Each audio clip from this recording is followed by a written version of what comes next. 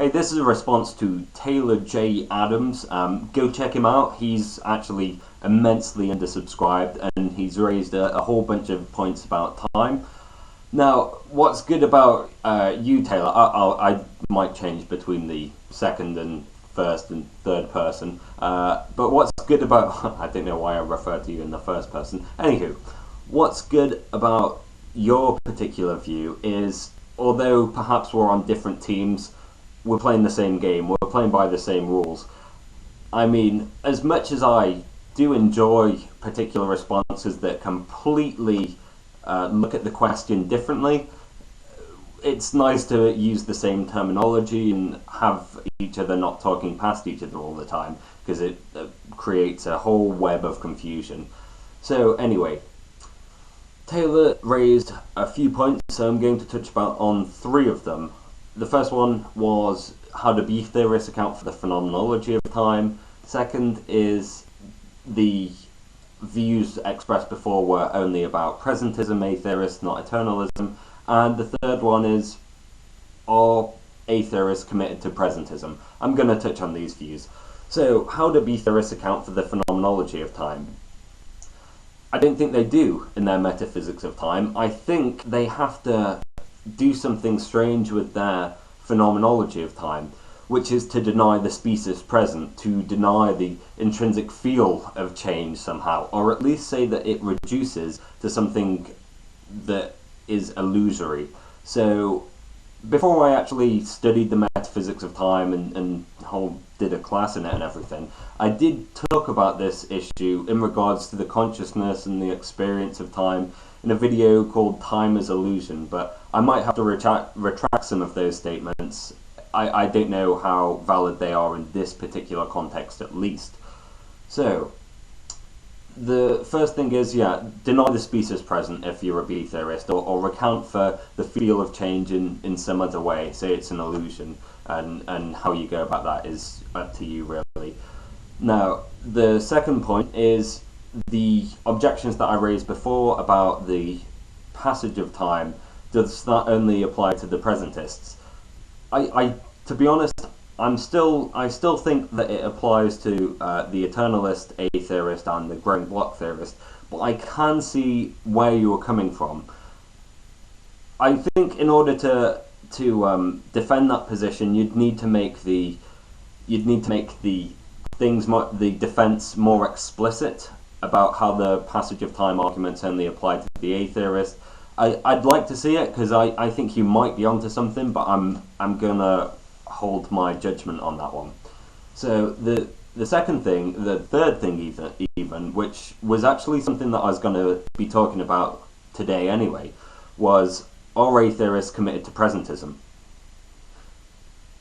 I don't want to push it, but I'm just going to point to an interesting objection which I think might suggest the A theorist is committed to presentism. Now, I will post a paper in the bar. No, it's this side. I will post a paper in the bar referring to it, so if you think the objection's wrong, or there might be counter-objections which are viable, please check out the paper before deciding this. So the argument generally goes something like this. If I think that there's a real moment of becoming, a proper ontological now that's like, the heavyweight now that's moving forwards through time, but I also think that the past exists and the future exists and are real, but only the present is actual. So only the present is actually the present, but the past and the future all exist. The problem with this view is that it runs into a skeptical problem.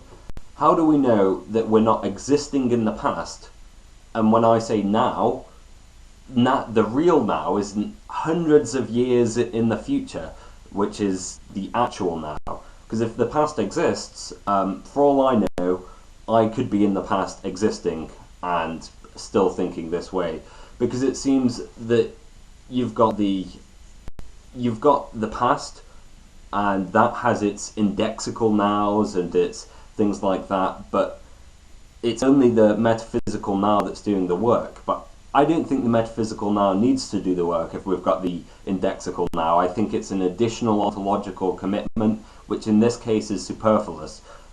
But and as such, superfluous entities should be ruled out by the principle of parsimony. It's also, again, it leads to the sceptical problem of how do we know now is now if we could be in the past and thinking now is now. Again, this isn't as rigid as it should be, but please check the paper. Now, something that in your view I think exacerbates this problem a little bit further is if you're a probabilist about the future. So you think that there's one real past and the future is perhaps a branching probabilistic real existing entity. That's probably what I think that you're getting at. Then we could be in the future on one of these branches and the real now could be way, way in the past. However, what if we are on one of the branches which, as the present comes along, doesn't fail to obtain, doesn't fail to be actualized? Would we just pop out of existence? It's a very interesting sort of objection, which I think is quite thought-provoking because of the skeptical problem that's raised. To me, that demonstrates a reductio ad absurdum, but you might be able to find some ways around this argument, but I just don't think that we can be atheorists who aren't presentists. So please check the article. I'll find it somewhere, and I'd be happy to hear your response again on this issue. Next video I'll probably be talking about arguments against presentism generally. So take care, guys. Peace.